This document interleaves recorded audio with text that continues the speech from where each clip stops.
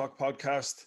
And before we launch into this episode from Wellness Week, I just want everyone to click on the link at the end of the episode or head over to Instagram. I just want to shine a light on a young man, Mr. James McDonough, who's started up his own company, Plan B, B-E-E, basically to rewild our gardens and hedgerows to make the world a better place for our humble friend, the honeybee.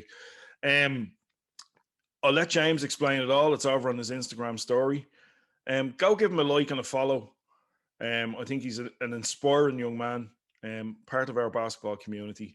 So if everybody could head over at the end of the podcast and do that, would be fantastic. Without further ado, it's my former teammate, great friend, advisor, free throw guru, Niall Murphy. Hey everybody, it's Jago here at the Shot Clock podcast. It's episode 3 of our Wellness Week. A bit of a curveball I'm throwing at you this week. I'm going to sit down now with my very good friend, Niall Murphy. He's going to take you through some of his basketball career and then through to his Wim Hof breathing. I'll let Niall explain what it is because I'll just get it wrong. So without further ado, Niall Murphy, welcome to the podcast. Jago, thanks for having me. And it's strange to hear my name like that, because in my basketball career, I used the English version of my name, Niall Murphy. And then when I left basketball, I used the Irish version, Niall Murphy. So it's amazing.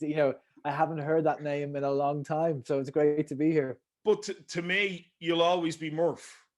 I will never be Jago to anybody in a basketball community. I will always just be Jago. Jago, I always thought that was your only name. Like I said to you before, one of those amazing Brazilian footballers that just has one name. I was like, he has another name. You're always Jago. That's it. Look, Murph and Jago sitting down, and both of us podcasters, which is just bizarre. You never know how life turns out. So look, I've started every podcast the same way. We're transitioning now from being in lockdown to finally getting out of lockdown. How are you finding the transition of getting back out into the world? It's a great question, actually. It reminds me in some ways of stories of people who have been prisoners for a long time, and then all of a sudden the doors of the jail are open, and you would expect people to come running out full of happiness and joy, but people tend to be kind of cautious and afraid coming out of being some kind of confinement. And it reminds me a little bit of that as we're starting to open up, it's great that we're opening up, but there is high levels of anxiety and uncertainty about what happens next and how we transition. So we were just talking a few minutes ago about a recent event I had in Killiney Hill where we had people together for the first time in a long time, and it was great for people to spend some time together outside and meditating and breathing. And I think we need to do a lot more of that. We need to get people back together slowly with what they're comfortable with. But this will be it will be a different type of transition. It won't be as clear cut as locking everything down. That's simple. We understand it. Opening it back up, we need to kind of take it slowly and kind of recover as a country together, I think. Yeah, definitely. I know a lot of people who are struggling with they've waited for the shops to open, and now the shops are open. They're going, do I really need to go to the shops? Because they're just comfortable in their lane. They don't know how to make that next step, which is sad and strange in equal measures. Yeah, I have to say. I think we all have a little bit of a responsibility. Like you'd say, you as a coach, basketball, and the things I do, we all have a little bit of a responsibility to help us as a society recover together. So by getting your team out and playing and training outside, or whatever somebody can do to get their community together outside and to just be back around people doing things that we really enjoy, I think that'll be a big part of our recovery. Absolutely. Completely agree with you. So I'm going to go way back to the start of your basketball, Murph that I knew. So you started playing with Malahide, over to the States for a little while, back for 2 seasons with Leicester Super League, and that was it for basketball for you. Irish senior team, Irish junior teams with me. We were teammates over in Estonia and France, and we had some great trips together. But who, what, or why inspired you to play basketball for the very first time? Well, in the mid-1980s, we emigrated to Columbus, Ohio, in America. So we left a very different Ireland to nowadays, and we landed in America. And there was in our driveway of the house that we had, there was a basketball hoop, and I'd never even picked up a basketball before. And then all of a sudden, my parents bought me a basketball, and I just loved it. But of course, I was terrible. You know, I could barely even shoot the ball. I'd never even picked up a basketball before. And in the school, in our primary school, you know, the system in America is so incredible. Even at that age, I was maybe 9 or 10. They had already like a full-time basketball coach in the school. You know, this amazing system for kind of creating these teams. And of course, there was a tryout for the basketball team for like fourth class, whatever the equivalent was. And I went to it, and I honestly, I couldn't even shoot the ball. I couldn't even hit the hoop or the backboard, you know. But the coach was a very, very kind man, and an Irish boy back then in America, you know, was a rarity. So he kind of took pity on me, and he kept me on the bench. And for the first, Jim Cousins was his name. For the first year playing basketball, I just sat at the very end of the bench. You know, didn't even get any court time. Second year came around again. I was terrible, but again he kind of was very kind in that he kept me on. He could see I had a love for I loved the game, you know. And then in the very last match of that season, we were kind of losing to some other team, and this is still like only fifth class or sixth class, but like hundreds of people watching, and we were losing to a team. So he was like, it was like some film. It was like, bring on the Irish guy at the end of the bench. So I came on, and I couldn't believe I was actually on the basketball court, you know. And I got a pass, and I shot, and I was fouled, and it was like this Hollywood film. I was going to the free throw line, and Coach Cousins was an amazing coach, but he was all about the fundamentals. You know, this is Ohio, this is Columbus, Ohio. Basketball was huge, and it was about the fundamentals. So when we were shooting free throws, we weren't allowed jump shoot. You had to, you know, shoot like an adult would shoot. So of course, like, okay. First one, total airball, bang, you know, because I couldn't even hit the rim. And in my mind, it was like, do I continue to shoot an airball because that's the way Coach Cousins wanted, or do I break from that? So I shot another airball, and that was it. But I did eventually score in that match, and that was, if it wasn't for that man and his kindness and his ability to see that I loved it, I never would have gone anywhere. So a big thank you to that Jim Cousins, wherever he lives now. What a great story. And from airballing two free throws to being top scorer in a European qualifying tournament 30 years later, 20 years later, it's a big turnaround. It's a big turnaround. And I remember, say, in my late teens, I won an award to go to these basketball camps in America during the summer, in the period when we were playing for Ireland. And my dad was with me, and he was driving me between these camps, and we went to visit Coach Cousins then, you know, and he couldn't believe it, you know. And for me, it was a real closing of this circle to come back to this man through his kindness that had set me off on this totally, as you said, this amazing journey that led to the very top of international basketball. And it all started from shooting those two air balls. Amazing. Amazing. So look, little apples grow from, you know, those small seeds, and that's the way it's gone on with you. So look, you made your way through your basketball career. You went over to the States on scholarship, came back, had your 2 seasons in Colester, but around that time you started falling out of love with the game. Just talk about that transition and where it led you. Yeah, I was always thinking of those big questions that loads of people have struggled with, philosophers and scientists and artists and, you know, normal people. You know, who am I?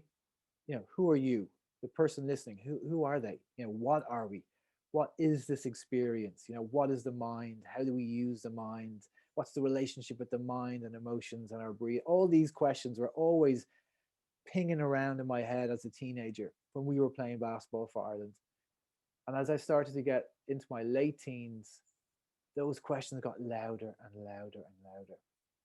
And I remember I was in America, and I was in high school there for about 10 months. And I remember opening the window. It was August before the school year had started, and opening the window where I was staying. And there was a beautiful kind of warm breeze. And I remember these questions are always in my mind, and looking out and thinking the whole continent of America is out there. And I have to go now and go train, in this basketball court here and dedicate my life, to hard training. But there's all life is out through this window. And it was at that kind of moment that I realized that my love for the sport of basketball was gone. I had to go and find answers to these questions. And I mistakenly thought at that age that basketball didn't have the answers. And now, having seen the world, I know that if we approach anything, knitting, basketball, meditating, with the right intention, that we can find answers to those questions. But at that stage, that wasn't the case, and that led me then to coming back to play for Ireland again. But my heart wasn't in it. But I'd always kind of said to myself, look, I played for Ireland all the way up underage level, that I wanted to play for the senior team. So I felt that I owed it to myself to come back and make that senior team. But my heart wasn't in it. It was like ticking a box. But then that released me. I kind of, once I had 5 caps for the senior Irish team, I felt I was done, and I kind of gave myself permission to leave behind the identity as a basketball player. You know me as Murph.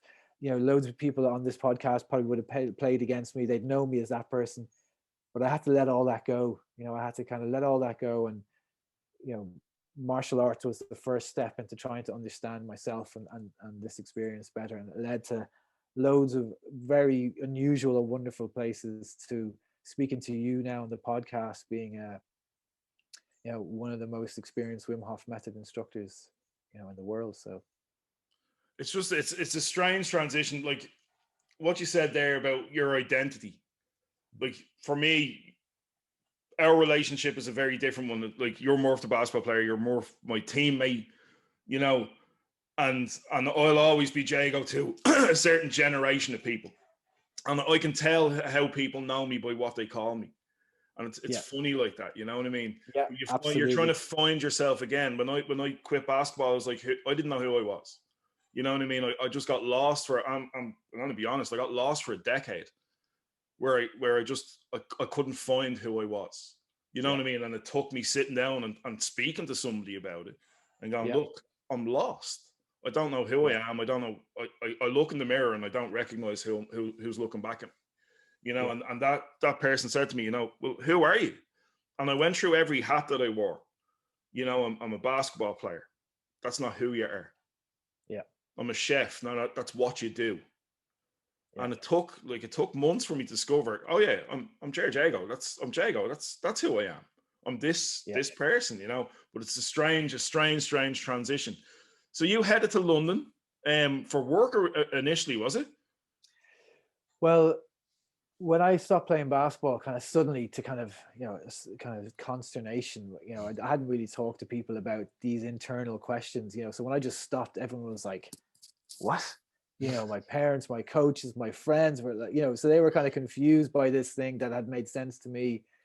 And I immediately turned my kind of obsession with basketball into an obsession with martial arts, because I felt within martial arts there was answers there for me. And so back then there was no mixed martial arts. It wasn't really a thing. But I went and I was training in all different types of martial arts to try and figure things out. And one of my early coaches was John Kavanagh, who is obviously now the world famous coach of Conor McGregor. He was a young man at that stage as well.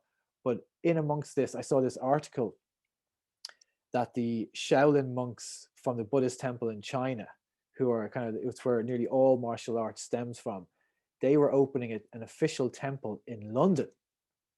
And it was like, I need to go there, because for me, martial arts, and I'm not talking about the fight game, I'm not talking about kind of UFC, I'm talking about martial arts as a way of life, always was fascinating to me, because it was underpinned with philosophy and meditation and breathing.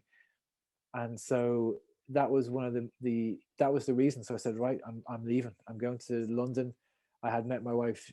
She wasn't my wife then, but she was my wife now. Josie, we had worked together and we were going out, and she wants to go to London. So we just picked up and off we went, and we eventually moved up beside the Shaolin Temple, UK. And I went there to learn to fight. and they taught me how to breathe and to meditate. Right. So here's our now our next little segue. So love of basketball, love of martial arts. You're looking to learn to be a complete fighter and get the answers to the questions that you had. They teach you to breathe and meditate. You've now taken that to the next level. So let's talk about Wim Hof breathing. Just explain to people what it is and the benefits.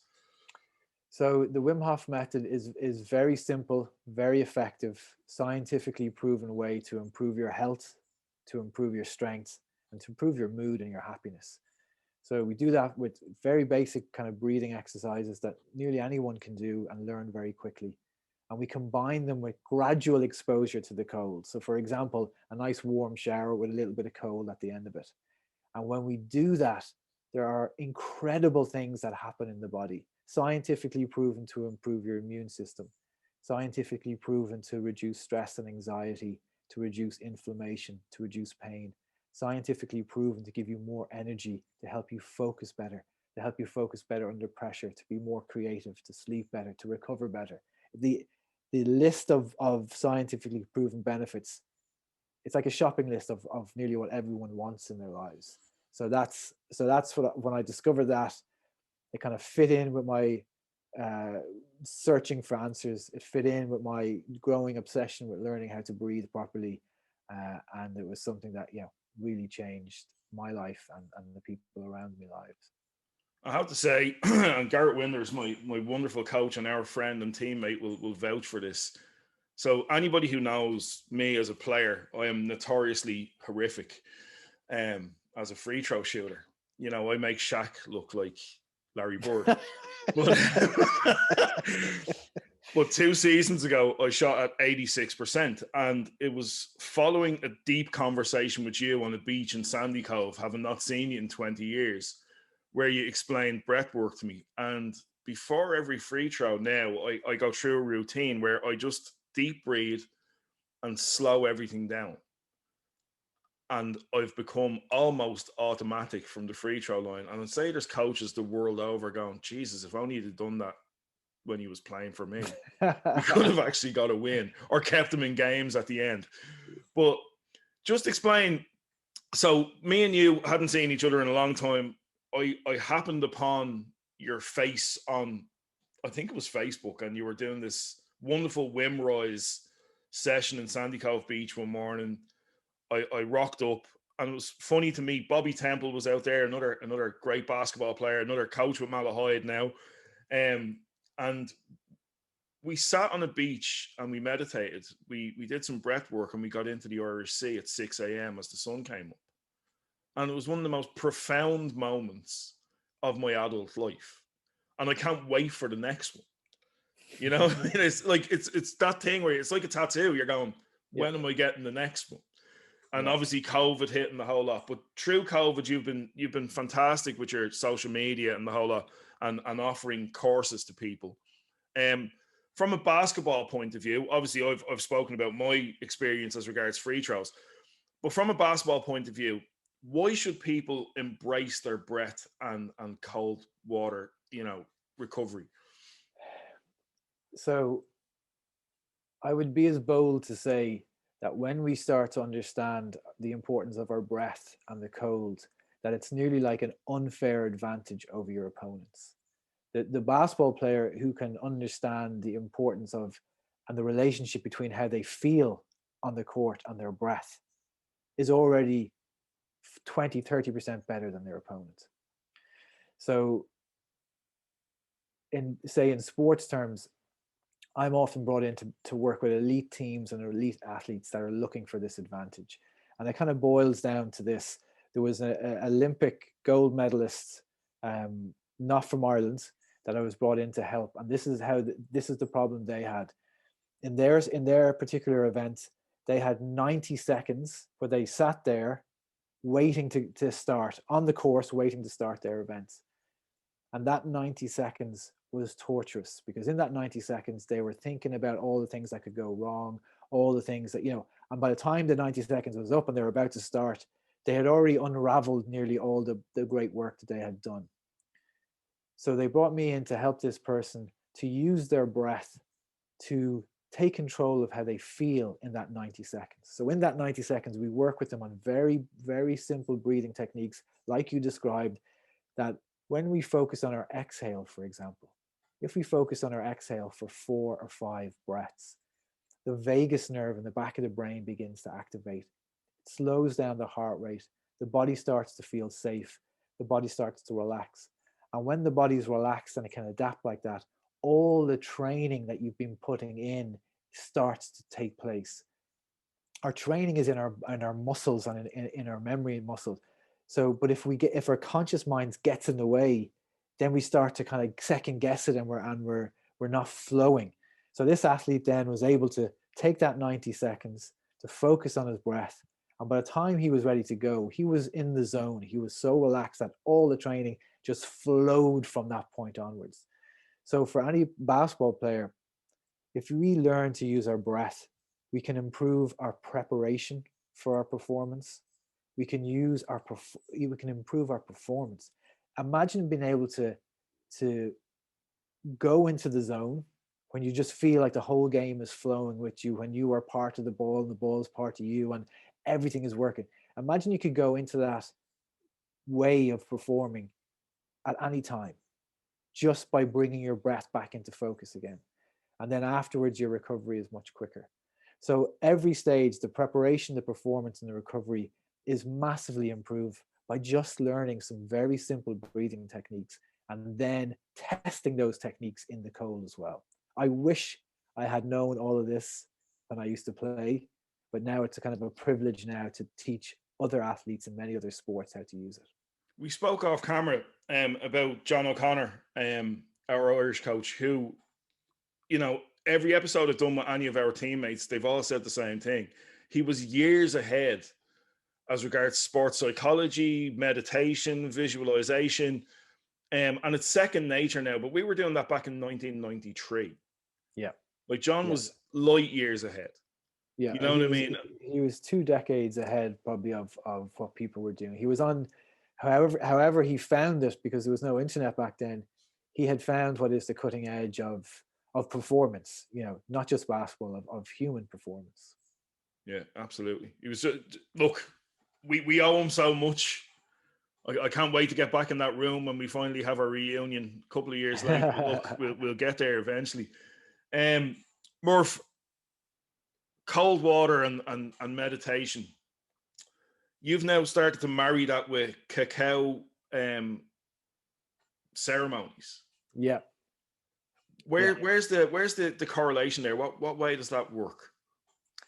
So cacao, for anyone who doesn't know what it is, it's like the original source of chocolate. So if you buy a chocolate bar in the shop, there might be a tiny bit of cacao in it, but at its source, cacao itself is incredibly rich in potassium, magnesium, zinc. But what's really interesting about it, it's a superfood.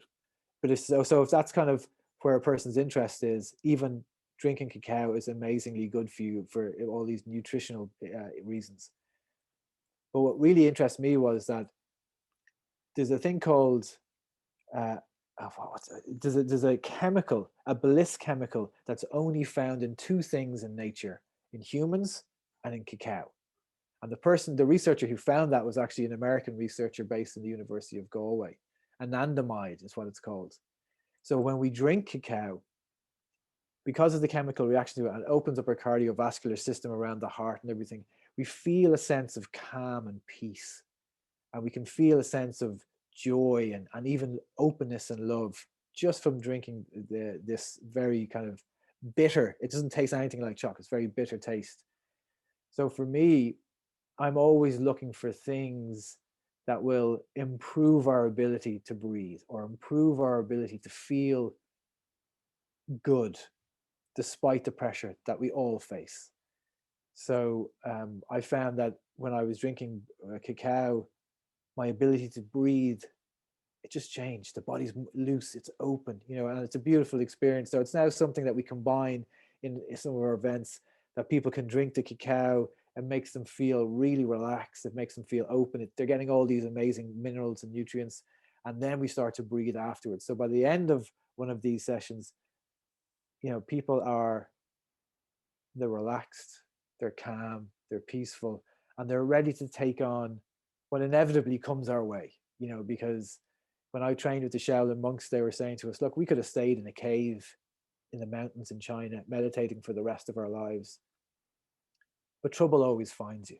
So you can either test all these things you're doing there, or you can come to the middle of London and try to meditate in the chaos of London. So no matter where we go, trouble always finds us. So things like breathing, a little bit of coal at the end of your hot shower, something like a cup of cacao, these are all things that we can use to prepare ourselves for the difficulties that we'll inevitably face. So we have a choice in how we react to all of those things, and these things are just little tools to help us react in a way that we want to react. I was talking to somebody during the week, and they asked me to ask you this question. When an anxiety attack comes on you, whether it's in a game, it's a big game, Yeah. and you feel that tenseness, or maybe it's in work. What's the best way to breathe your way through that? Or, Yeah. what advice would you give somebody to help them get through that anxiety attack? It's a great question. And anxiety is a natural response to pressure. So let's say in a basketball match, there's 10 seconds left. It's an international game. Your team has the ball. You know it's coming to you. The body feels that pressure. So what anxiety is as the body tries to adjust to the pressure, we move up into fight or flight. And as part of this response, like that heart rate pounding, that energy coming, as part of that, our focus narrows. And it narrows because we're trying to figure out where the danger is. Now, in a basketball match, there's no danger, but there is a chance of losing or being humiliated, whatever it is. So we perceive that as danger. So as the focus starts to narrow, our mind starts thinking about the worst case scenario. This is where the anxiety comes in. And the worst case scenario gets worse and worse and worse. It's preparing us for the worst case scenario. So anything that isn't the worst case scenario is a good thing. But that's not very helpful when you're about to take a pass and you have to take a shot. Or that's not very helpful when you're in work and you have to do something and your mind has narrowed and you're going through these worst case scenarios. So in those moments, we have to have something that's very effective really quickly and very simple, because otherwise we'll never remember it. So in those moments, the only thing we have to do is to focus on our exhale. So we're going to feel like this. Our heart rate is going to be pounding. Our breathing is going to be erratic. So what we try to do is the breath in will look after itself. We try to breathe all the way out. And we breathe in and all the way, and keep focused. Try to find that long exhale and try to breathe all the way out. And if we can find 3, 4, 5 of those long exhales, the nervous system switches from fight or flight, panic, sympathetic nervous system, down into the nervous system where we feel safe and where we can adapt, into the parasympathetic nervous system. And this can happen like that. So in my work as a Wim Hof instructor, at the end of our events, we put people in ice baths where they practice all this. And what happens in an ice bath? Someone gets in and like, ah, and then they start finding the breath. And me as the coach watching them, you can see the switch turning from anxiety, fear, worry through the exhale to being in control, to being calm.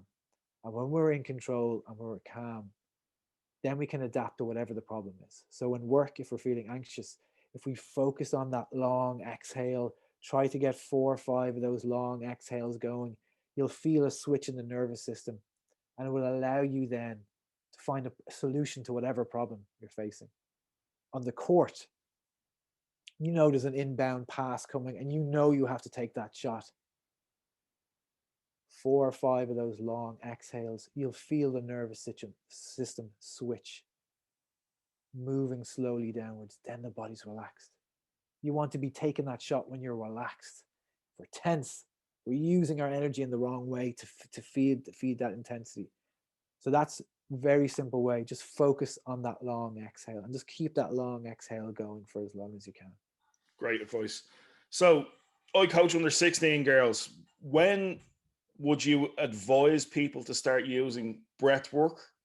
Obviously not everything that Wim Hof teaches, but from what age can you get into this, deep breathing? So I would say, even if you take it outside of the Wim Hof method, just talking to children, say teenagers, Mhm. about the fact that no matter how they feel, that we have a choice in how we feel. If they're feeling anxious or nervous or worried or fearful, we have a choice that we can change in that moment how we breathe, because our breathing reflects how we feel.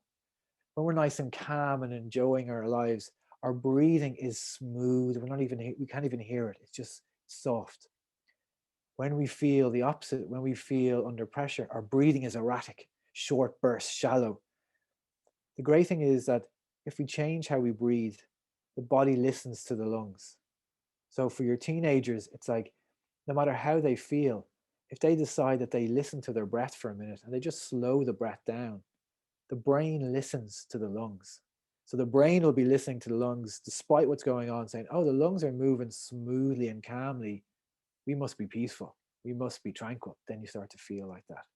So for any age, just introducing the idea that our breath reflects how we feel, and that at any point we can change our breath, slowly it down, breathing a little more calmly, and that then changes how we feel.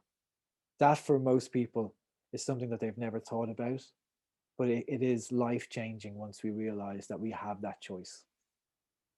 Very thought-provoking. I love it. I love it. Look, through all your years, as I said, basketball, martial arts, now a Wim Hof instructor, 16-year-old you was my teammate. So I remember 16-year-old you with that absolutely perfect flat top. It was a work of art. Oh my God. Was that a merchant barber? Eventually, yeah. He was brilliant. There was a couple of people in there that were really great. Yeah. It was a thing. I'm actually going to put a picture up because it was a thing of beauty. But what advice would you give to 16-year-old Niall if he was sitting in front of you right now? If I was facing that 16-year-old, I wouldn't say a word. I would be silent. I would let him make all those mistakes. I would let him do those stupid things, and things that I should regret. And I'd let him, learn to be kind and learn to be compassionate and all those things that happen. Because all of those were just little nudges along the way that eventually led me to where I am talking to you, which is the place where I want to be. So I wouldn't tell him anything. I just let him make all those mistakes and learn from Figure it out himself. He's done all right. He's okay. Look, many twists and turns. But look, isn't that life?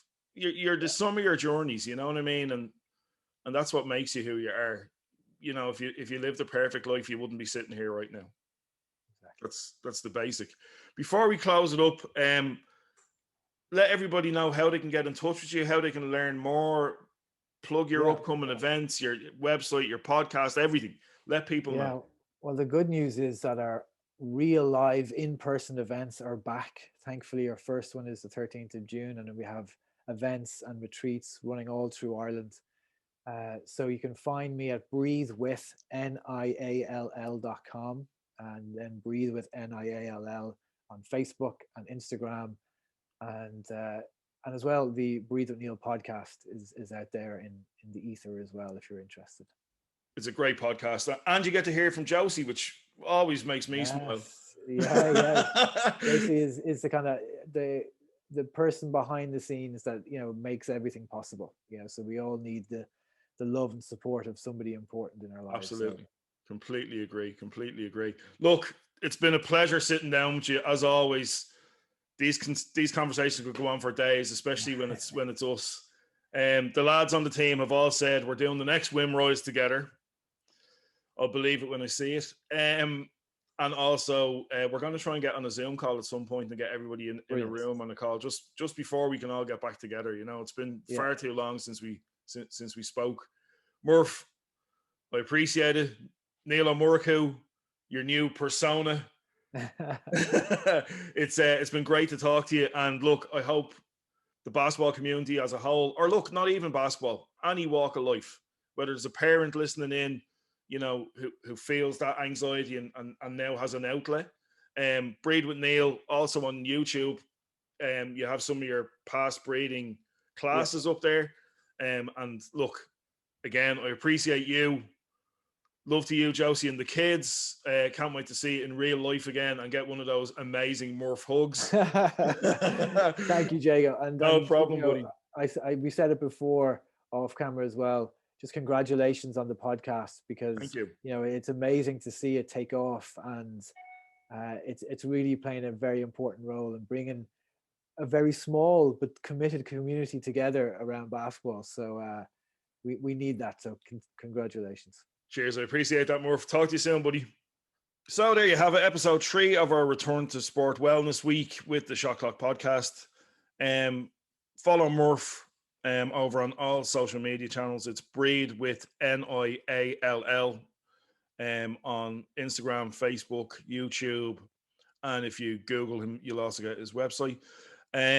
Fantastic guy, really inspirational. And also head over again, Plan B, give it a like and a follow. And hopefully I'll see everybody from the Shot Clock podcast listeners at one of Murph's events in the near future. One more episode to drop.